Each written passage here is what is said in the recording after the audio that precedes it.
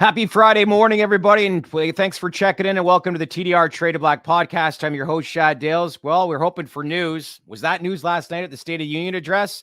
Suddenly, investors in this space again are back on the bandwagon and thinking, could this be a bright future ahead? We dive in deep with cannabis lobbyist Don Murphy here on the podcast today, as well as Dan the Chartman comes in and breaks down some of the charts as he's following.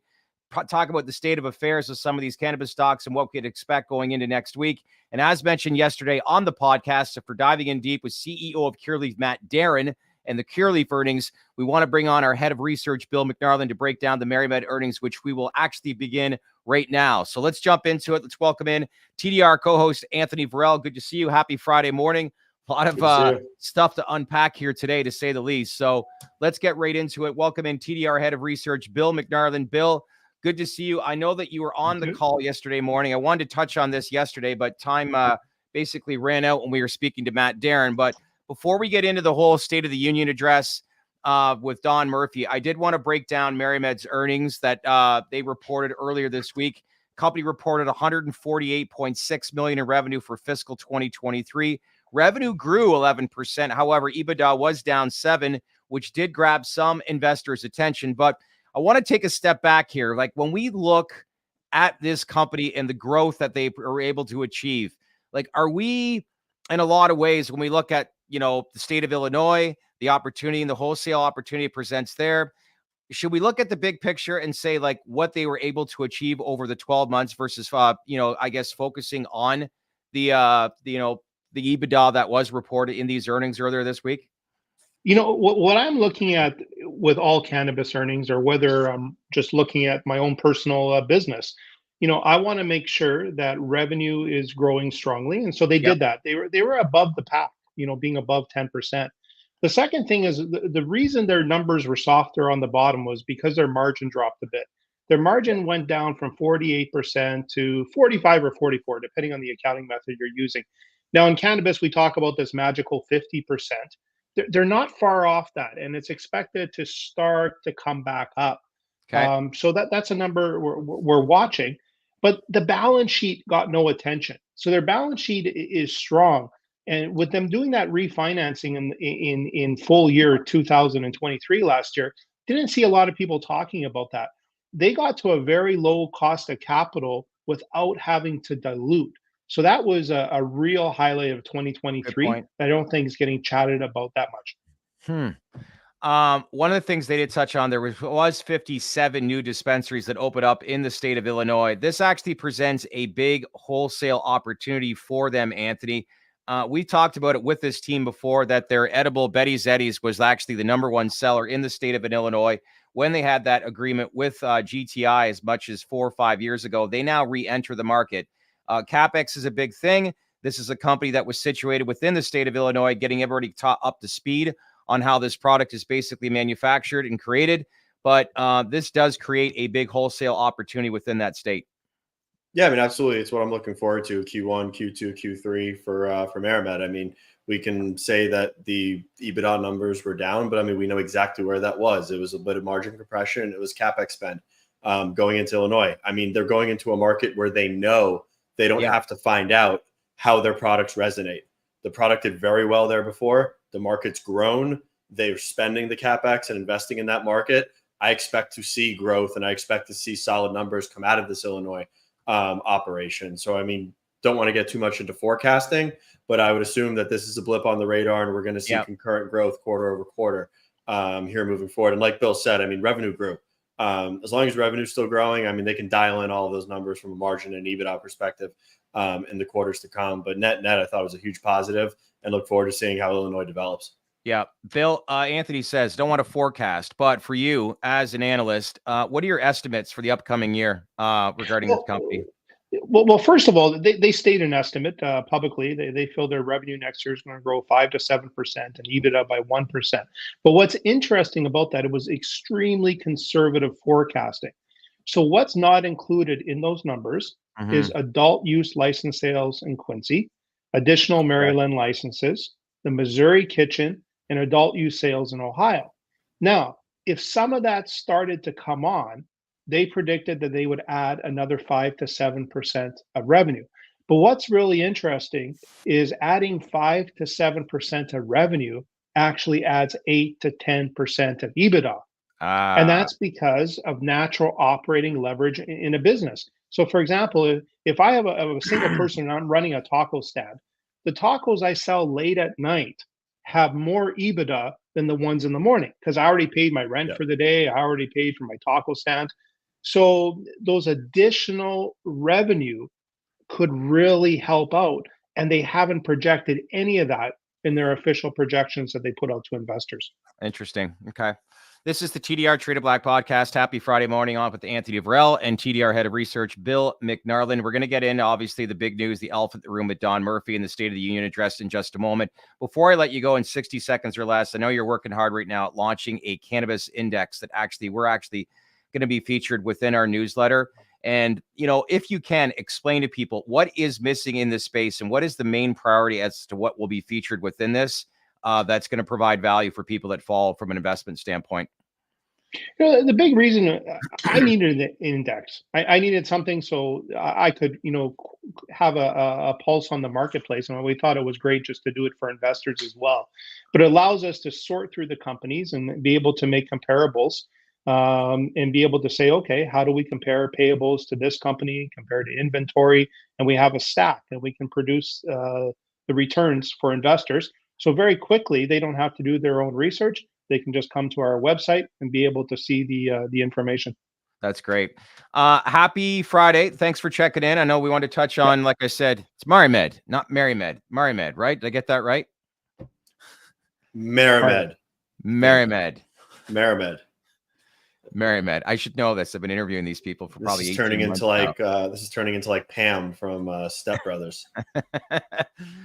Bill, appreciate it. Enjoy the weekend. We'll catch back with you early next week. Okay. Take it. All right.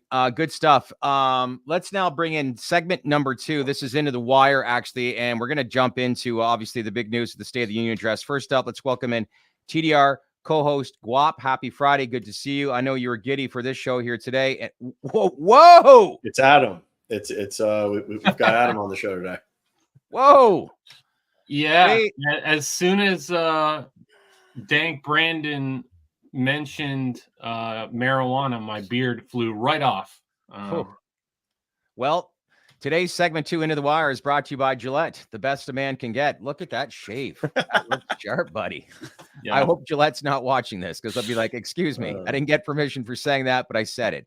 Okay, let's welcome right in cannabis lobbyist Don Murphy, a friend of the podcast, back to the podcast, because we obviously want to dive in to the fame that the cannabis industry got. Mitch, you going to bring him in? There we are. Good day, sir. How are you? How you going? Oh, I think you're on mute, Don. Nope, still on mute. Don, can you just do me a favor? Hit the 3 dots. We'll check your audio right quick. There's some settings at the bottom. You can see the wheel bar. Yeah, I think he's on his phone. We'll get it set up in a second here. I can talk more about my face. I joke. I lost a bet to Anthony and Don. They were convinced that Joe Biden was going to mention marijuana in the State of the Union. I said, no way. And I lost. So I had to shave it. While Don tries to fix that up, why don't we take a look at exactly this clip, right? I mean, this is what caught all our attention last night. The law of the land, directing my cabinet to review the federal classification of marijuana and expunging thousands of convictions for the mere possession, because no one should be jailed for simply using or have it on their record. Thank you. Finally, it's about time. Don, you there now? No, he's still on mute. All right. We'll try to work with that in a second. Just give a second, and we'll see if we can get him back on here. All right. I guess I'll ask you guys first up. Got the 12 seconds of fame for the industry. I know Guap will bring you in first. You were giddy for this show. A lot of people excited. We want to obviously curb expectations here, not read too much into this. However, it's very difficult not to read too much into this. But your take when you first saw this last night? Yeah, look, it's historic. It was the first time that a sitting president on this kind of stage mentioned cannabis. So that's big. Of all the tweets he put out there, and they had lined up tweets for almost every single talking point in the State of the Union. Yep. So as soon as he said it, the tweet went out.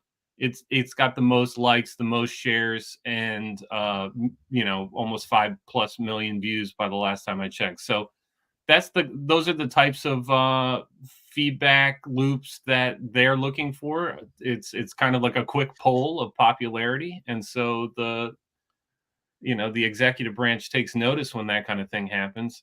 And I mean, it just improves visibility. It's another huge spotlight put on the sector that desperately needs spotlight, right? Yeah. And so we can't get mad at all of that. I'm sure we will cover sort of the promises and not delivering and that sort of thing. But I did want to emphasize the positive before we get into perhaps the reality of the situation, which is we're still waiting on a lot of stuff. Yeah. I know we understand everybody wants to see Don right now. I don't know what's going on in the back end, but hopefully we can get him on in a moment. But I'm sure everything will get worked out in a couple of minutes. Anthony, again, I'll ask you the same question. Your take, what do you think of that announcement, or I guess mention of cannabis? Pretty big setting to say something like that, which is encouraging.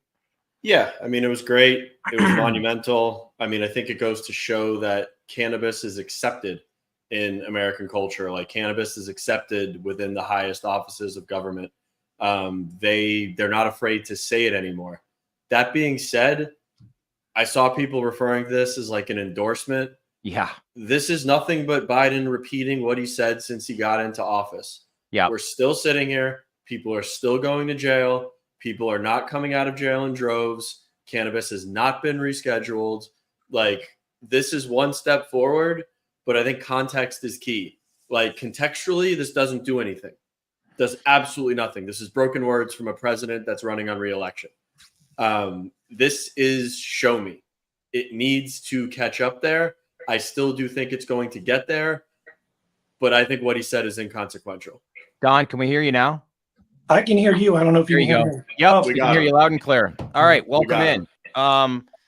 I've asked this question to Guap and Anthony already, but we got our 12 seconds of fame, as you said last night within your Twitter account. Put things into perspective here. Great that obviously the industry got that kind of mention in that kind of setting. How are you interpreting what he said last night, as far as whether you're a cannabis investor, a business owner, anyone really involved in this space? How should you interpret the words that were mentioned last night in that State of the Union address? Well, it depends on who you are. You guys should be happy, okay? Because he basically owns cannabis reform now, right? He said it. He acknowledged that he is attempting. He has told his cabinet, not just some, distant bureaucracy, to do this. It's his cabinet. So he now owns it. There's almost no chance that they come back with anything less than Schedule 3. I mean, how do they?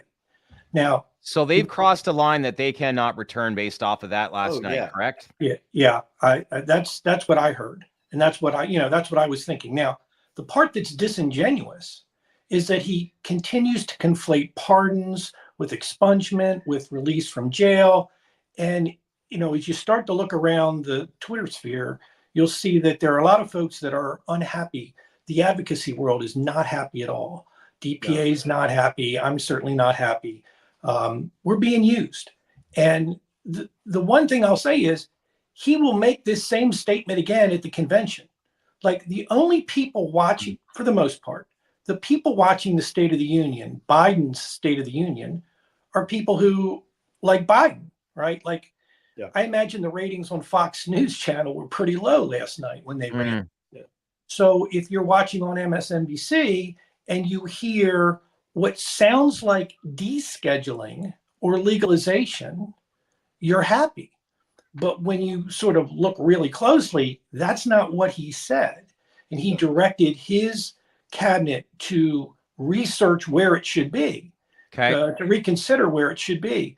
And that isn't descheduling, that's rescheduling. So my point about the DPA, the DEA coming out with its recommendation late on a Friday when Congress is out still continues, because this may be the last we hear of the actual results of that research or rescheduling from HHS, because now all anyone will remember, Biden and his followers, his supporters, and the adoring media that will not understand the difference necessarily. There's a few who will, but most that won't. This is left out there that, Biden legalized marijuana. And in many states, a majority of states, certainly the blue states, it is legal. So, he gets to skate from here on. Guap, Anthony, I know you guys wanted to ask questions, so far away. Yeah, I mean, I'd love to talk more about Biden, but there was something that just actually popped into my head, which I thought you could maybe give some insight on. So Elizabeth Warren, she's gotten very vocal about descheduling cannabis. Hasn't said a peep about Schedule 3. It's been kind of like her agenda. Is there anything to read into that? Like she's trying to front run headlines that are going to come, or is she kind of just pushing her own agenda? She's realized that cannabis resonates and she's just pushing her own political wheel forward. It's funny. I talked to her yesterday about that very perfect post that she put out. And what I think she's doing, like many, she's speaking to her base, and her base, like DPA and the rest of the advocacy world, they want more than Schedule 3. In fact, Barbara Lee, who got trounced in the Democrat primary or the jungle primary in California, who was a co-chair of the Cannabis Caucus, has basically said all or nothing, deschedule or bust. And I know a lot of folks feel that way, and quite honestly, I feel that way. But right now, that's not our option, right? We are not handed deschedule and then say, or what's behind door number 3, right? This is all we got. It's kick the field goal and get off the field, put some points on the board, and continue the momentum. That's kind of where we are. So I mean, I was talking to a couple of advocates like a week back, and they're like, descheduling or bust. Descheduling or bust. Schedule 3 is still prohibition. I mean, that's the same as when they were trying to jam SAFE into a comprehensive bill, and we're sitting here saying it needs to be incremental. Like Schedule 3 will open up the floodgates to eventually descheduling and legalizing, but I don't think there's no path to full descheduling anytime soon. Is that correct? Yeah, I mean, that's where we are. There's almost no chance the DEA would come back and say, "Oh, HHS, you're not going far enough." I don't even understand why the DEA has any say in this anyway. They're law enforcement versus the health department. If it's medicine, they should not be deciding this. Yes. But the problem for me is that the president stood up there and said no one should be in jail for simple possession and use, or something to that effect. But that's not what he's doing. Had he made that speech a year ago, right after he directed the HHS secretary to do this review, that statement would have been genuine. But a year later, after HHS comes back with Schedule 3, Biden knows it's not going to be deschedule, yet he is using words that imply and infer people getting out, not going to jail anymore. That's not the case under Schedule 3. And that's what's aggravating about what he said, and sort of the flippant way he said it. Look, we got 12 seconds, we got 32 words, and it was not even a full sentence. Like as I read it, I had to like decipher it, and I had to play it back a dozen times to get each word. But that was a comma. There was this talk about police reform. There was a standing ovation, and then there was, and you can even say, and he's just directing my cabinet to, and it was calculated. There's no doubt about whoever wrote those words did it with thought and intention to sort of skate around the problem that he has with the left, progressives, and their distaste for Schedule 3. Don, I have to ask, when you watched this, did you watch it live last night? Oh, yeah. I did. Yeah. Well, I may have been a few seconds behind, and then I'm like, it's funny, the number of times I got up, because I just filmed it on my I was going to ask, like, as you're watching this is probably something you weren't anticipating, right? Like, what? No, I was. You are? Okay. Yeah, I got tipped off from some friends and in the media, and they said, "Oh, it's going to be on there," and So it was like everybody out of the room. I need to listen closely, right? No, my poor wife suffers through this. She's like, really? I bet. You know, and so like a number of times I got up like, oh, here we go. You know, like not for nothing, but we were behind Snickers and Doritos, like an hour behind that. In whatever you call it, size inflation or deflation or bag inflation. I don't know what you shrinkflation. I understand what you're saying. Like, hence, like, it depends on who you ask and who this benefits and if this is good news moving forward. But from what I'm gathering, just with you, Anthony, speaking here today, it's like incremental steps to ultimately get what everybody wants. If I'm watching this show, should that be the big takeaway from the conversation here this morning? Well, from my perspective, yes, Schedule 3 is a lock. And I'll tell you what else is kind of like bumped up there. Safe banking. Literally like got the nod, okay, from the speaker. There's the speaker sitting behind the president. And when the president made those remarks about no one should be in jail for possession, it was perceptible. You could see.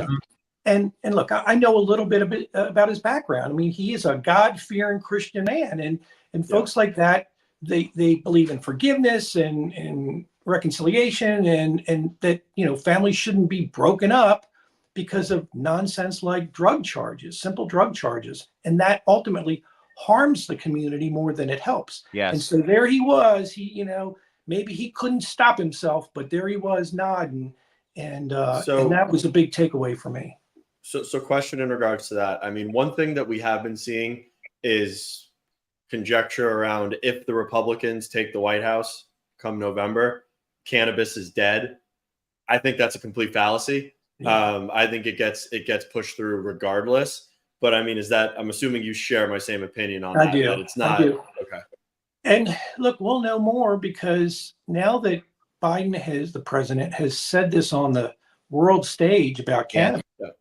It's not like former President Trump wasn't watching, and he's dialed into social media more than any politician I know, and he was probably following that and knows how many retweets that thing got. I mean, do you think it was said like basically like, hey, we're going to do this. It's going to be 10 to 12 seconds, and then we're going to be able to go monitor social media and see what this does from like a ripple effect and how much it got amplified due to just the simple mention of the topic? I have no doubt that the people in the White House comm shop, as incompetent as they might be about putting together a map that shows what states are legal, which states aren't. Now, maybe that's the vice president's comms office, right? But clearly what I gathered from last night is we're on their radar. 100%. And the voters are on the radar for sure, and they know it. And it was a dog whistle opportunity because only their supporters were watching in. So if you're saying, good point about, Donald Trump watching this, he's probably going to want to leverage this through his own social media platforms. So when you make an announcement like this, do you think rescheduling gets streamlined a lot quicker, or is there any kind of timeline? Like, I don't want to ask when you think it will be nothing changes based off of like last night's announcement. Yeah. In fact, I could even go the opposite direction and say, because I assume he will not say any more about this other than what he said last night at the convention. He'll restate that same sentiment, right? Nobody should be in jail. That's why I did this. And he won't talk about Schedule 3. So the more they can bury the news about Schedule 3, the better. And then what Trump will do is he'll see an opportunity, because I'm going to present it to him, to vote yes on the ballot initiative in Florida. And then he can say, I voted to legalize. He voted to make it medical. People still going to jail. And then he'll probably, if he's really smart, will requote some of what was said even today by DPA and others on the left to knock Biden down a peg with his constituency, with his progressive, base. Do you get any sleep? I took a pill. I swear I did. I had to take something last night to just pills, Don. Come on, join us. So Guap, I got a couple of questions. Do you want to get something? Go ahead, Guap. Yeah, for sure. I mean, I I read the tweet from Chuck Schumer. I'm going to bring up SAFE again. I know you said it. It was interesting to see that he included Hope and Graham in the tweet. We're a long ways from the first, I don't know, 5, 6, 7 times that we've seen tweets from Schumer and talking about, oh, I'm going to get CAOA through, and all, we've come all the way to him now tweeting a marijuana moment, saying he's going to pass SAFE. He's working very hard with, and I know your boots on the ground talking to these people and already gave us some really good intel about SAFE. Where are we at with it at this point? I will just have to restate just what I've said in the past. I am certain that Chuck Schumer is one of the top 2 or 3 people leading this effort on SAFE. Yeah. He's not, like in the past, did he kill it? Did he do all those things? Absolutely, because he wanted more. And now, not the more as in more act, but more than just. Yep. I'm going to put a pin in the banking thing for a minute, but he is really working hard to get this thing done. The fact that he mentioned Graham and Hope, right, to your point, Hope is the social justice portion of SAFE. It's not Hope and other things. It is Hope. It's expungement money for the states so that they can do the expungement that's necessary, so that he and other liberals can say, hey, we didn't just help big bankers and big MSOs, a bunch of white guys. We helped a bunch of folks who need help getting their records expunged, and rightfully so. And I think everyone will either be happy or be quiet about it. And that's Graham gets the gun lobby involved, doesn't it? Correct. Graham. Well, okay. Here, let me just. The gun lobby's always been pretty squeamish about this notion that people who use marijuana should have gun rights, right? Yeah. Well, they do, but under Form 4473, they do not. But the gun lobby never wanted to get involved because, quite honestly, it's the left that is the big advocacy for marijuana reform, right? It's the right that is the gun guy. So they just were like, screw them. Like if you want to get high and have a gun, too bad. I've never understood. I've never understood the reasoning behind that, because, for instance, I was a gun owner before I was a marijuana patient, which allowed me to get my card, but I can't have my card and then become a gun owner. It's like, is everything not speaking to each other here, or like what's the disconnect? It's like, let's just get it all out in the open and figure it out. Yeah, I think neither side wants to be friends, even on one thing. Yeah. They just, which is terrible. The next day, those liberals are going to turn around and try and take those guns. Yeah. So, well, I think the big takeaway here too, with regards to SAFE, Chuck Schumer, you believe it's serious this time. A lot of people thought less words, more action in the past, but you firmly believe, being in Washington and what you're experiencing, that action is being done by Chuck Schumer right now. That's correct.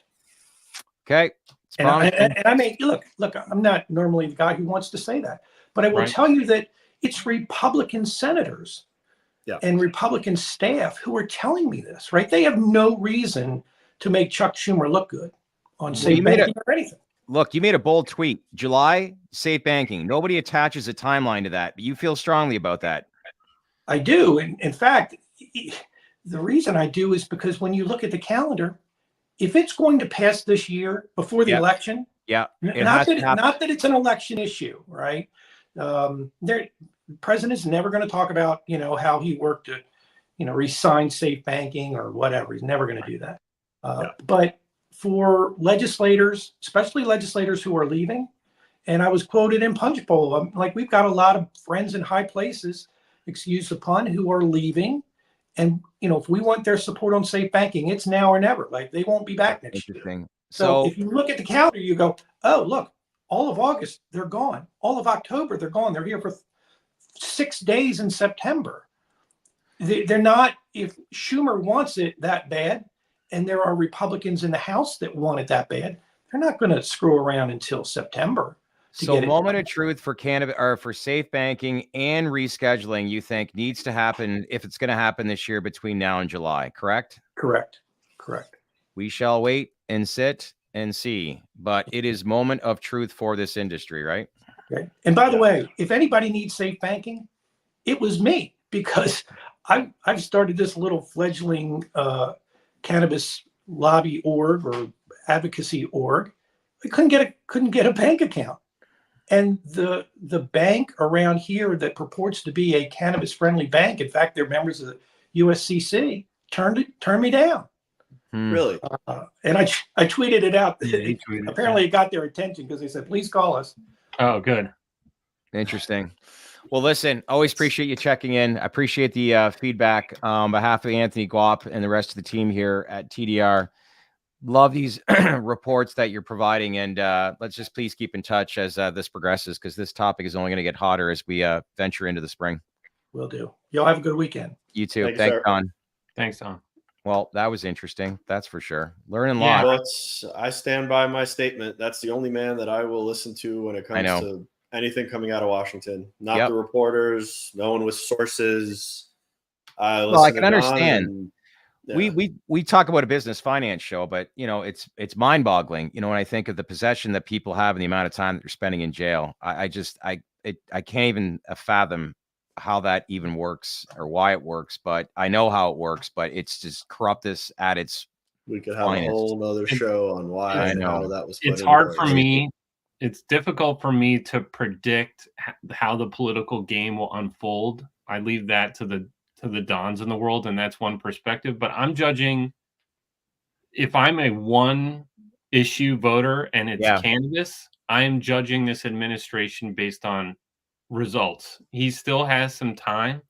We have to give them credit in the sense, not because they mentioned it in his speech, but because the gears were put in motion October of 22 to reschedule cannabis. HHS came back with 250 pages of research. That's a major milestone in cannabis history. Don's absolutely correct when it comes to no one should be in prison for a plant. Okay, do it, fix it. Yeah. Like, you know, that is a whole other contingent of folks that are, you know, have had their families rocked and their careers rocked, and they want justice from that. Yeah. So I completely get, you know, look at those campaign promises that were put out there before that he ran on, recognize what gears have been put in motion, and then judge it based on how many actually happen, right? Yeah. And there's still time. So telling me, you know, it's not going to be, he's not going to do it, or he's just going to say at the convention that, you know, kind of did it, like, we'll see, right? You know, well, I mean, part of me. We inch a little closer. These are topics that basically, Guap, as we all know, we've brought this up time and time again. I think, does this feel different? Look, we just have to keep things in a perspective. Right. We've never seen a president comment about cannabis in a State of the Union address. And that, to me, is, like I said with Don, we've now crossed a line. There's a point of no return. We're now on the clock. And, you know, put up or shut up. Big man Trump is off the sidelines, and he's ready to pounce on this. And this is going to be really interesting how this all unfolds. The next I mean, I know there's a lot of uncertainty, but I mean, when I was thinking about this the other day, I mean, it boils down to one thing, and it's the FOIA, with them releasing the actual unredacted document. If they don't, they can't take that back. And if they don't reschedule cannabis, there's some forces to be that are just denying it, and it's just out of anybody's power, because the FOIA and the unredacted HHS recommendation is undeniable. Yeah. Like, cannabis does not belong in Schedule 1, much less any schedule, based on that recommendation. Well, if you said off the top that you got a lot of credibility in Don, he said it. You know, this is for sure. I mean, it's the problem is we're living this day by day. We're actually in the shit. Well, if we were not, it'd be much easier. I think if I learned anything too, like we keep hearing end Q1, all into Q2, and or beginning of Q2, I should say. If that doesn't happen, let's say April, May, then the word I'm getting from Don here this morning is we're on the clock till July. Something's got to happen this year. If we get safe, if we somehow get a Hail Mary and get safe, Schedule 3 can go to 2026. No one's going to care. Yeah. I mean, it's still going to be like, oh, like, when's this coming? But safe will be a big win in and of itself if we can get it done. Yeah. Mr. Moz, we need TDR merchandise. Okay. We'll do some contests. Let's The look at some guap is, charts. look at this. The guap is dead sexy. A lot of people commenting about this beard being gone. Hey, I look really weird to myself when I do this every 6 months or so. So somebody says that you look 20 years younger. Wucifer writes, I hear Guap is making tiny pillows with it and selling Etsy's for 500 a That's piece. actually the best. That was the best comment I saw. Yeah, definitely. That He's right. was It's a new revenue stream for me, but it's so soft. You know, and for only $19.95, it can be $19.95. That's a deal. Happy Burns. I like this one comment you made as well. Did you see the likes and ratios on Biden's tweets? Cannabis got like 50,000 likes. The rest average around between 5 and 10,000. So that puts things into perspective as to how much of a hot topic this is, not only in our ecosystem, but when you're tweeting on an account like that and it's getting 10 times the amount of likes. It's a hot topic. That's for sure. What the people want. That concludes segment number 2, Into the Wire. Let's now jump into segment number 3. He's been patiently waiting. He is the godfather of charts. If you want to know what direction stocks are going, it's Dan the Chart Man. Midge, cue up the music as we welcome in.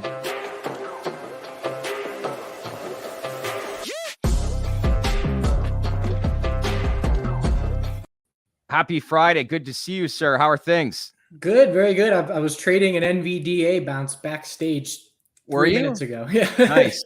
What did you, I know you focus a lot on charts. Not sure if you got to hear some of the conversation with Mr. Murphy, but what was your take on some of that stuff he was sharing? Yeah, I mean, I'm cynical at this point. You know, words are words. I don't care about words. I don't care about words. I know. And if anyone I think that says they don't care about words, I believe you, Dan, when you say that. And it's you speak on action. It's all about, you know, looking at the stuff that you've studied over the last number of years. But as we bring you in every Friday, it's very, very helpful. We want to start things off in the psychedelic space in MariMed with some compelling data that they announced pre-market yesterday. And wow, did this stock ever rip yesterday? I mean, the volume, you could tell, like yesterday pre-market, we had twice the average total day volume pre-market. And that told us pay attention. And then the volume is just, you know, this is big money. This is saying, you know, this is what cannabis bulls are looking at and saying, please, like we want this to happen. Because, you know, you see yesterday, $380 million rough estimate of volume in this one name.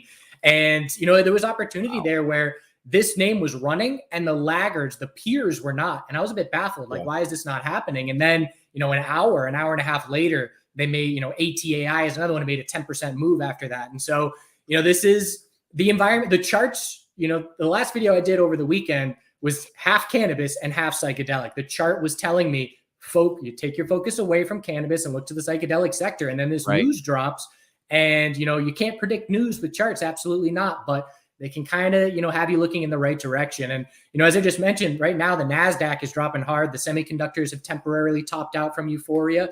And the fact that MNMD is at the high of the day, testing psychological $10, while let's just pull up, you know, it's not a huge drop, but NASDAQ just got a decent little flush there. And so the fact that we're at the high of the day when the rest of the market is seeing a little bit of euphoria cool off, that's a good sign. So, you know, an inside bar is likely on the daily time frame, meaning, you know, we're just going to digest yesterday's massive range. But if these bulls can close anywhere near the high of the day, they're keeping that momentum into next week. Yeah. An industry that really wasn't talked about much, but Anthony Guap, that really woke things up with that news yesterday and the way the stock performed. Yeah, I mean, FDA breakthrough's big. I think now people are looking towards Atai, Compass, Numinous, Cybin.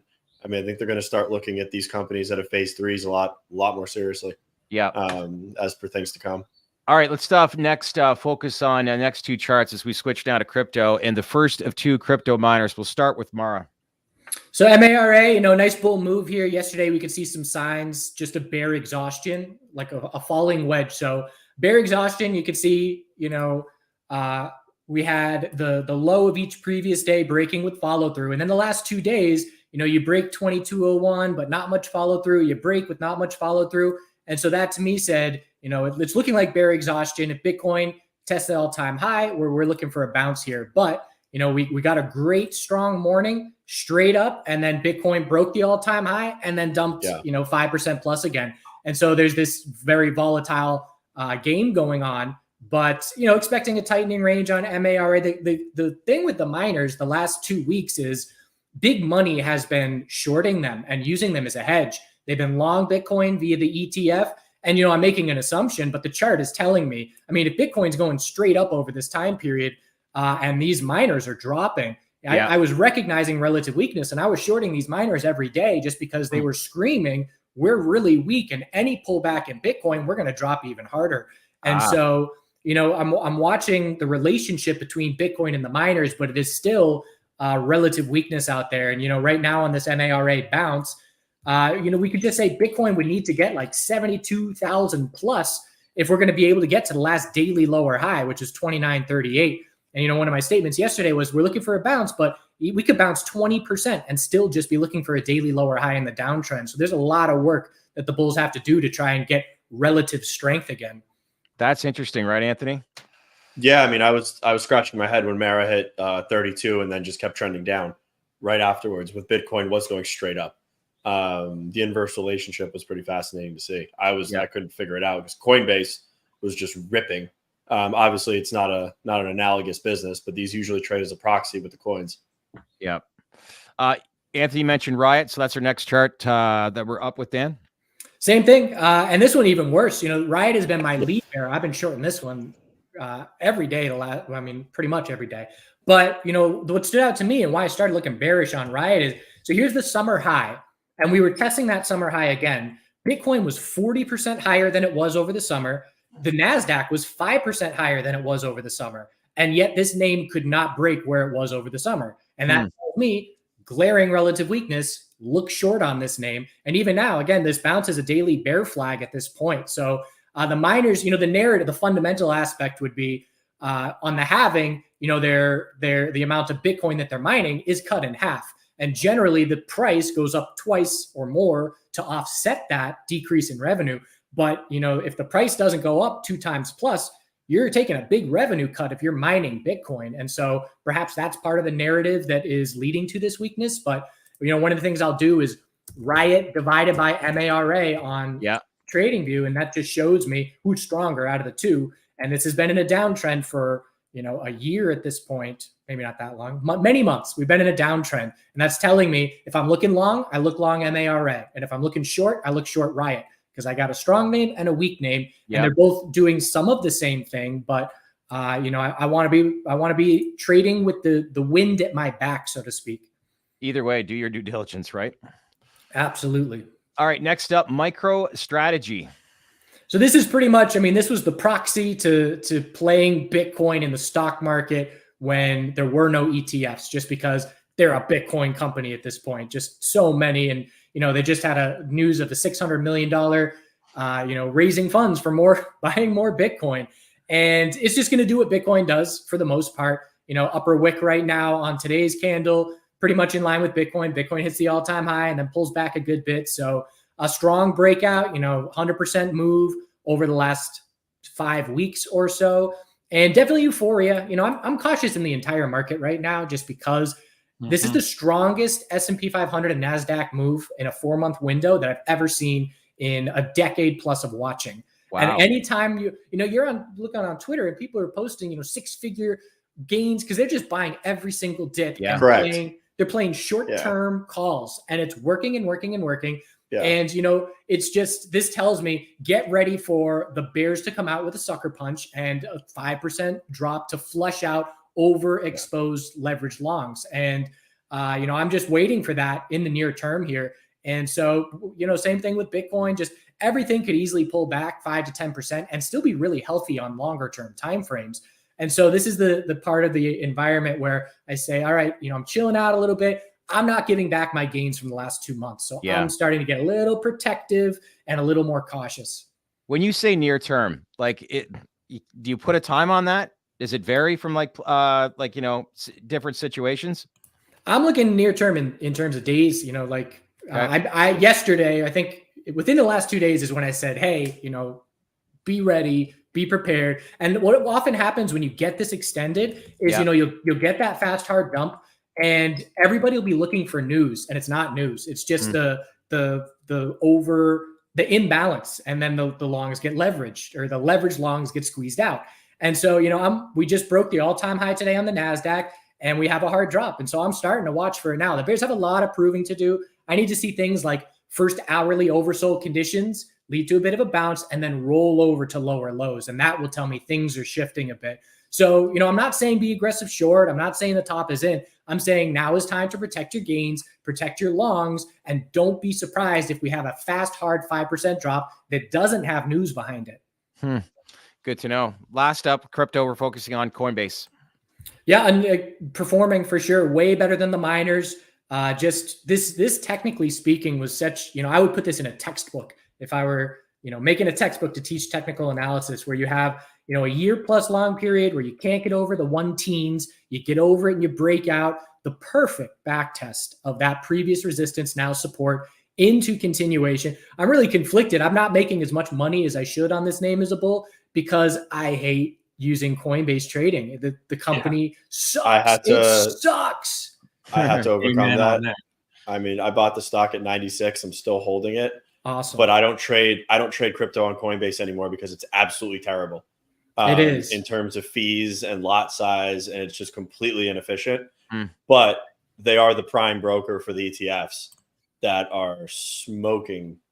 Right. So they care about the big money more than a little retail guy, for sure. Yeah. But I agree with you. It's psychologically tough to buy something that you hate the product. Right. But the damn stock just keeps working. Yeah. And right now we got an hourly uptrend. We just dropped hard with Bitcoin, but trying to bounce a little bit. So, no red flags. Again, same thing. When's the last time we saw hourly oversold conditions? It has not happened since we ran 100%. So again, that gives you info. Aggressive bulls play first hourly oversold. I call it the back burner. They play that bounce. But even if you don't want to be aggressive and play it, you observe. And if that hourly oversold marks a daily high or low, bulls are just fine. If it bounces and rolls over, things are shifting. Bulls need to be more cautious. Yeah. Let's pivot now to back to the cannabis space. MSO is the leader within the industry. We're talking about ETFs. Tough week for the ETF. Yeah, I've been sizing down. I mean, the chart's been telling me red flags. And so I've been sizing down my cannabis exposure and sizing up my psychedelic exposure over the last few days. And I'll be back. But, I don't care. At this point, my mindset is I'm not sitting through 2 months of slow bleed here, 3 months, whatever. I've always thought they would hold Schedule 3 to summer, to be end of summer, to be closer to, the election and be fresh. And that's a wild guess. It could come out tomorrow. I have no idea. Yeah. But it wouldn't surprise me at all if that were to happen. And so I'm not going to sit in the slow bleed and hold the bag and give back gains from, entries on this initial hype when it started. And so my mindset is, I would rather conserve my gains and then be late. I might miss a 20, 30% gap up because I don't have a position. But if I get in at that point, I'm going to be green right away, and there's going to be momentum and it'll be going in the right direction. And so, good point.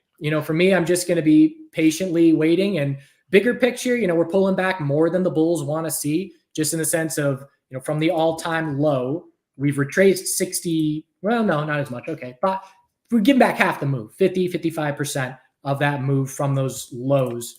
And so, that just tells me that we can tighten up for a while. And also, the backdrop, I just mentioned, this is the strongest stock market in a 4-month window that I've ever seen. And for us to be going down 5 weeks in a row, counter to that, biotech sector's breaking out. I mean, there's growth names break, everything's strong except cannabis. And it's here we go again. And it's, I feel it's the kind of thing where, I knew to go short and I didn't do it because I felt bad. I felt bad with my relationship with the people that watch my videos. And, I could have made an easy 5% over the last couple of days shorting MSOS. And I just can't bring myself to do it because of my conscience. And so, we're just going to watch the daily downtrend as our guide. And, right now I would say anything under $9, bears are still just fine. And it can be a while. We just got to be real patient. Hey, what's great about, go ahead, Guap. Just to jump in here. I mean, wouldn't you say that, well, certainly after the HHS leak, it feels like it's decoupled any sort of correlation with the market. It was the top performing ETF for a few months when the whole market was, it was going up, but it was going up, and now it's sort of decoupled the other way. I hear you on the overall market picture, though. Families index funds are looking amazing, and I want to protect that. But yeah, it just feels like whatever correlation you were using at the time, doesn't it feel like we've lost a bit of that? It's just all news, hype, and momentum at this point. Yeah, it's the Bears have a playbook. They know how to play this sector. They've been doing it really well. And we're seeing it on a micro time frame where, you get, let's just say State of the Union. Okay, we get that, a little bit of buzz and excitement. And so the bulls, the retail bulls that see that and say, I want a position, they're going to do all their buying in the first hour and a half of the day. Like they're not waiting till the afternoon. So if you're a bear, you just sit back, wait for that little spike up. And then when that momentum starts to slow, short it and put your stop over the high of the day. And there's no buyers left after that initial 90 minutes. And we just fade. And so, that's a short-term time frame. And the same thing is happening on the long-term time frame. The bulls had their run. We get to the top. If we don't have any news, you look for the fade. And yes, they are risking, an overnight headline, blowing them up a bit. I'm sure they've got some hedging strategies, but it just keeps working. And it's just so they have retail by the throat of just disheartened retail. It's Dan, that first hour is all about FOMO, isn't it not? It is. It's again, like who sees that news? What retail trader that's not a professional sees that news and says, I'm going to buy at noon tomorrow? No, their orders are in pre-market or first thing. I'm guilty of that at times too. I won't lie. It's human nature. You're excited. You want, give me. Yeah, that's for sure. Okay, next up we have Verano, who reported their earnings last week. What have we seen over the past 6 trading days since their earnings? It's following the ETF for the most part. And, again, bigger percentage move up in a bull move, in an uptrend, and a bigger percentage pullback when it goes the other way. And that's just the nature of being more thinly traded, lower market caps. And again, it's just way too much of a pullback for bulls to be happy. And, without news, you can bounce 30% and just form a weekly lower high. And so it's just, we're not going to see that high again anytime soon without news, which is why everybody's looking to news, because you have to see it to get back to that move, because the broader market's not going to drag these up. It's nothing but a headline. That's the only thing that will drag these things up. 100%. Last up is Ascend Wellness. Our producer Mitch was saying it's showing that it's holding a trend line at the bottom. What are you seeing in this chart? Yeah, I mean, you could draw a trend line here, and that's pretty important that the bulls want to maintain. But same deal as far as just giving back a ton, and same deal as we can bounce 40% and form a weekly lower high. And so, that's the kind of thing where we will bounce eventually. But you just got to remind yourselves, if it's not a news-driven bounce, the bears will be waiting for a weekly lower high. Yeah, good point. Listen, always great. I got to admit, this industry is filled with some interesting people. But, man, I give you credit. You got top character for you not to short a stock, because you obviously want to back up a lot of your followers. That I commend you for what you do and the information that you provide, and more importantly, the success that you've had. And I can see why. Real quick, again, as we always say every single Friday, where can people find you? Because I know there's a ton of great information on your YouTube channel. Yeah, Chart Guys on YouTube, at Chart Guys on Twitter, and then chartguys.com. Use the search feature on our website. We've got tons of resources of free videos and ebooks and articles and all that. That's awesome. Good for you. And please keep in touch, and we'll see you next Friday. Thanks a lot. Have a good one. Thanks, all right, Dan. Thanks, Dan. All right. What a stand-up guy. Honestly, having him on, you learn so much. But for him to sit here and say, I could have shorted a stock, made money, but I just couldn't sit well with me. And it's just this day and age, if you're building basically a program and a community that's all about the people, which we're striving to do as well, you're going to be successful. And I'm glad he's having a lot of success, because he's good at what he does. He provides good value for people in this industry. It just feels like earnings would have to be blowouts or major misses to move the price action at this point. This is all based on news. There is no price discovery. Earnings. I've heard some other people talking on Spaces about this. I mean, if there is nothing that will move this industry until we get rescheduling or safe.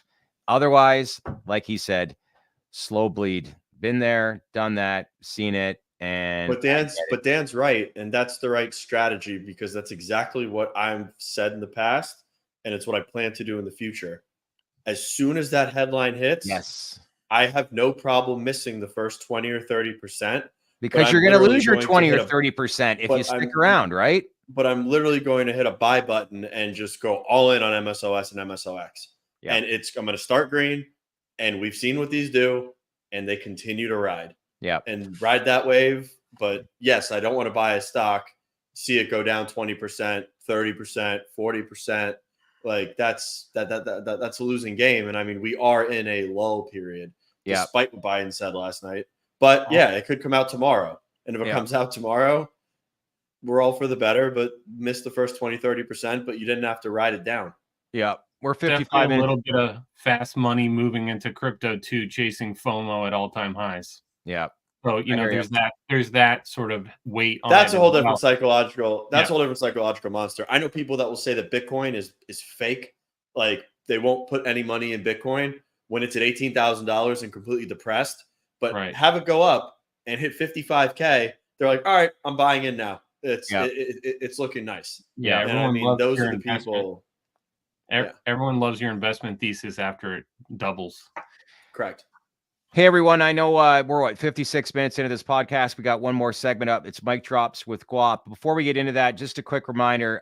We've been drinking out of a fire hose with information here today. This has been an incredible show, and I know it's been a long, but we needed to pack this in. But as usual, please like this video. We much appreciate it.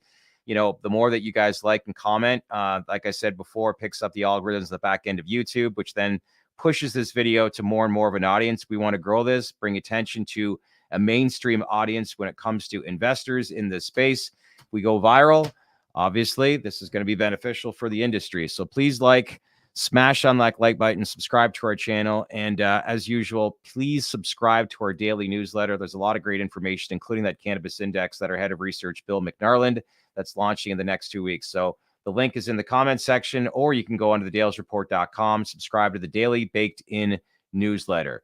All right. It is now time, ladies and gentlemen, for the greatest segment of the week. It's Mic Drop with Guap. Where's the music, Mitch? It's all good. I mean, for today, I wanted to keep it really quick and just give you a moment of zen. This is Dunlop Creek Falls in Oak Hill, West Virginia. I have my phone filled with slow motion waterfalls. And now for your moment of zen. Oh, the frame rate on that shit. You know what? Zen is that music too. That puts me into a good vibe for Friday. That's all I'm going for. I knew it was going to be a jam-packed show. We got one of those geniuses. We got one of those geniuses in the chat that descheduling is going to bankrupt the entire cannabis industry. So we better be careful what we're asking for. Okay. Descheduling will destroy the for-profit cannabis business. Understand what you're asking for. I just wanted the moment of zen, and this guy had to come in and mess it up. Come on, man. Yeah, everyone go on a hike this weekend. Breathe some fresh air, get some sun, and breathe. Come on, Alex. Be happy. It's Friday. Alex is a turd in the punch bowl. He is. On that note, that's a wrap. We'll see you guys on Monday. Stay easy. Hey everyone, thanks for watching. And if you want to learn more about the emerging industries that we cover, then leave a comment below and let us know who you want us to interview, the questions you want asked, and the information that you want to learn. We want to hear from you. As usual, click on that bell for all notifications to get the latest information. Share this video with your network, and don't forget to subscribe to our channel, because we would not be here